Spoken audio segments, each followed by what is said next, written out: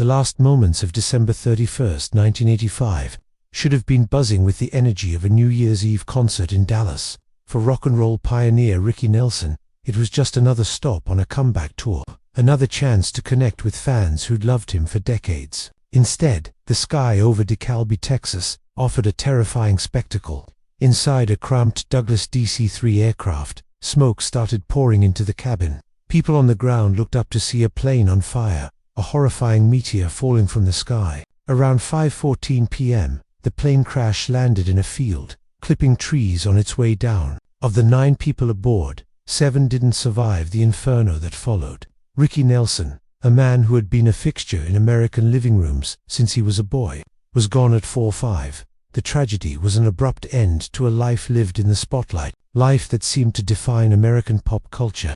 To the world, he was Ricky Nelson, the teen heartthrob, the rock and roll star whose every move was met with screams from adoring fans. His life looked like a whirlwind of sold-out shows and picture TV smiles. He was the safe, charming rebel with a guitar who stole hearts without ever really breaking the rules, and he became the blueprint for what we now call a teen idol. But on the dusty sun-baked set of the Western classic Rio Bravo, Hollywood, legend Angie Dickson saw a completely different man.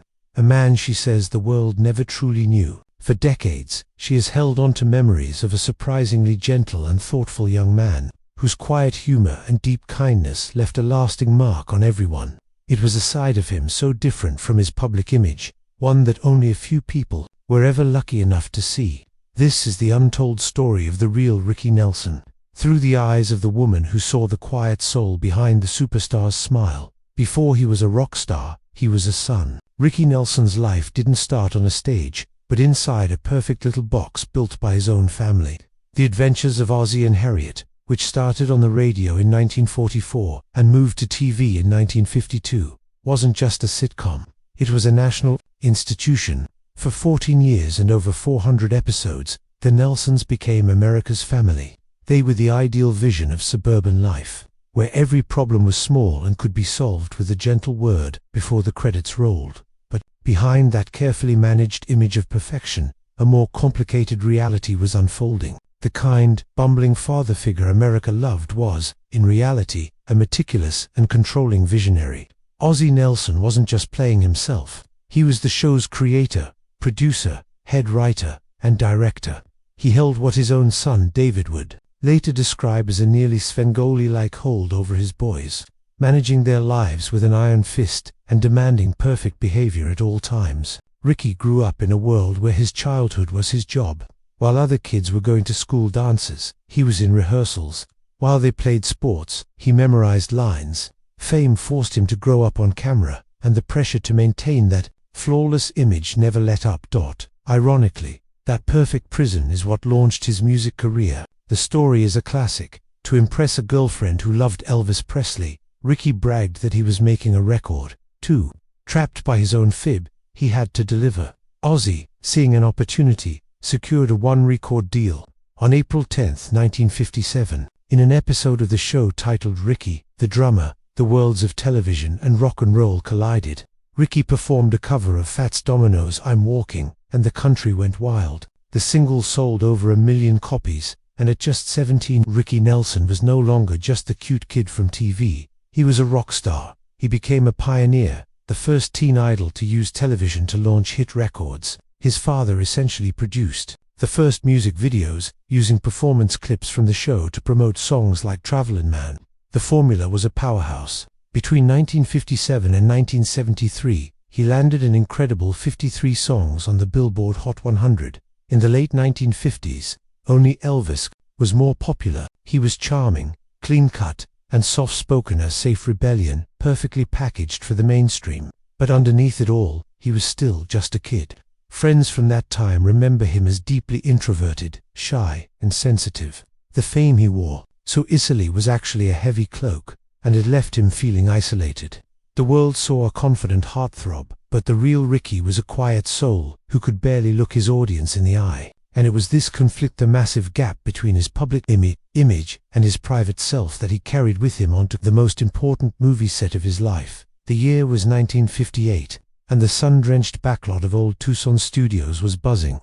This wasn't just another Western. Director Howard Hawks was putting together a cast for Rio Bravo, a film he intended as a direct answer to movies like High Noon, which he and his star, John Wayne, felt were wishy-washy. They wanted to make a movie about loyalty, courage, and professionals who get the job done. And to do it, they assembled a truly legendary cast. At the center of it all was John Wayne, the biggest movie star in the world. He was an icon, the living symbol of American masculinity. Next to him was Dean Martin, the effortlessly cool crooner, looking for a serious role to prove he could act as the alcoholic deputy. Dude. And then there were the newcomers. Angie Dickson, a stunning actress in her late 20s, knew this was the role of a lifetime. She called it a now or never moment. If she couldn't make her mark here, opposite these titans, she might never make it at all. And then there was Ricky Nelson. Just 18 years old, he was cast as the young gunslinger, Colorado Ryan. It was a business decision. Hawks knew that casting the nation's biggest teen idol would bring in a younger audience and millions at the box office. But it was a huge gamble. How would this soft-spoken TV star hold up in a gritty Western alongside the Duke himself? For Angie Dickson, her first impression of Ricky was nothing like she'd expected. She was braced for the swagger of a teen heartthrob, the entitled attitude of a kid who had the world at his feet. But that's not who she met. Instead, she found a young man who greeted everyone with a quiet, almost startling humility. He wasn't flashy, he wasn't bossy, she would recall decades later. He was respectful and calm, more interested in learning from the veterans around him than flaunting his own fame. It was here, as to newcomers navigating a world of legends, that Angie began to discover the real Ricky Nelson. First, she was struck by his profound kindness. While many stars would retreat to their private trailers between takes, Ricky did the opposite. He made a point of being present, connecting with everyone, from the stars to the crew. Angie watched, fascinated, as he'd sit with the grips and the extras, talking with them not as a celebrity, but as a peer. He'd ask about their jobs, listen to their stories, and strum his guitar, his music becoming a natural, easygoing part of the set's background noise. His kindness wasn't a performance. Angie remembers it as being as natural as breathing. It was a quiet, steady presence that eased the tension of long, hot days and made everyone feel like they mattered. He also had a subtle, unexpected sense of humor.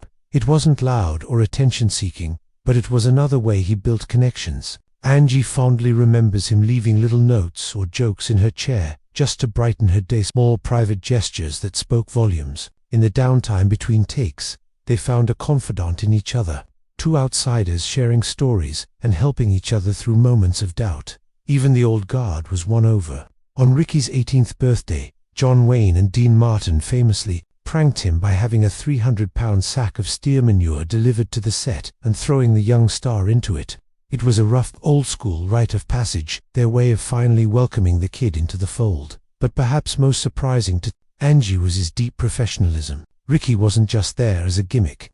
He understood the size of the opportunity and took the craft of acting seriously. He worked tirelessly on every scene, listened intently to Howard Hawks' direction, and welcomed feedback from his co-stars. He added his own small, authentic touches to his performance, a quick glance or a subtle smile that made his character feel real. He wasn't a pop star trying to act. He was an artist committed to the work. It was this quiet integrity, this blend of humility and dedication, that truly defined him in Angie's eyes and forged a bond that would last a lifetime. What started as off-camera kindness soon began to bleed into the film itself, shaping the very soul of Rio Bravo. The gentle, unassuming nature that Angie Dickson admired in Ricky Nelson wasn't just a private trait. It became the anchor for some of the movie's most iconic moments. His secret side didn't just make him a good colleague, it made the movie better. You can see this perfectly in what's become one of the movie's most beloved scenes, the impromptu musical number in the jailhouse. The setup is simple. Dean Martin's character, Dude, having fought his way back from alcoholism, is on edge. To calm his nerves, he starts singing the ballad, "My Rifle, My Pony, and Me." Then, something magical happens. Ricky, as Colorado, picks up his guitar and softly starts to play along. What could have been a clash of egos, the seasoned crooner versus the young rock star, becomes a moment of pure camaraderie. The harmony they create is more than musical, it's emotional. The scene works so beautifully because it feels real. born from the genuine respect that Nelson's own humility helped create on set. That authenticity carried through his entire performance. His character, Colorado Ryan, is a man of few words. He's watchful and confident, but not arrogant, proving his skill through action, not words. In many ways, Nelson wasn't so much acting as he was channeling his own personality. A critic once noted that he never showed more emotion on screen than his real personality off-screen, and in this case, it was a huge asset. His natural stillness made Colorado a compelling and mysterious presence, the perfect counterbalance to the larger-than life personas of John Wayne and Dean Martin. This understated quality also defined his on-screen chemistry with Angie Dickson. The relationship between Feathers and Colorado isn't one of fiery passion, but a slow-burn flirtation built on mutual respect. They are the two outsiders who see each other clearly. Their shared moments are quiet and warm, a direct reflection of the friendship they were building off-camera. When Colorado steps in to protect Feathers, or when she watches him with a knowing smile, the audience feels a real connection, not just a scripted romance. Ultimately, Nelson's secret side became the secret ingredient to the film's legendary atmosphere. The director Quentin Tarantino would later famously call Rio Bravo one of the great hangout movies, a film where the pleasure comes from simply spending time with its charming characters. That hangout feel wasn't an accident. It was a direct result of the camaraderie on set.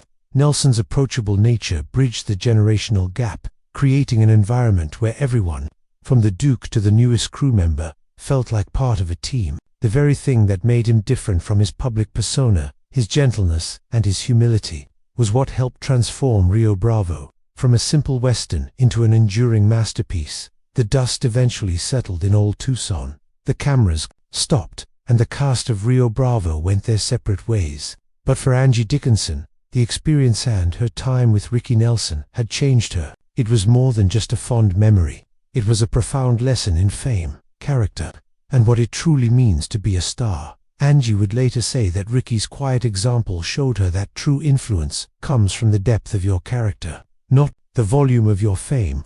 In a world of ego, he led with a gentle heart.